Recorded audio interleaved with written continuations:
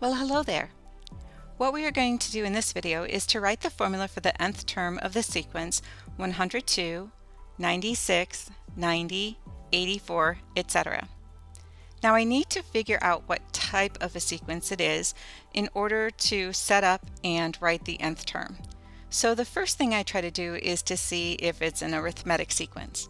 To see if it's an arithmetic sequence, I take the terms, the 96, and subtract the 102, and I get a -6, and then I take the next pair, 90, and subtract the 96. Oh, and again I get a -6. I'm going to continue on until I have the terms that are listed there. So 84 minus 90, I again get -6. So by doing those subtractions, I see that I get -6 each time. So that means I do have an arithmetic sequence with a common difference of -6.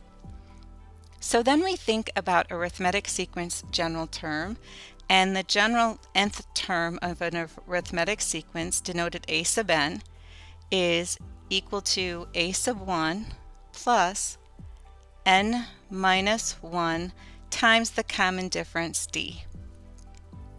And with our work with multiplying commutative, I could actually write this as a sub n is equal to a sub 1 plus d times n minus 1.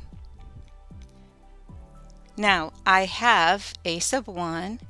A sub 1 is your first term of your sequence, so that is 102.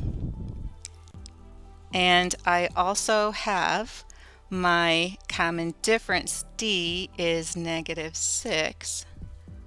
So plugging those values in, I have a sub n is equal to 102 plus a -6 times the n minus 1. And we can just do a little bit of simplification here.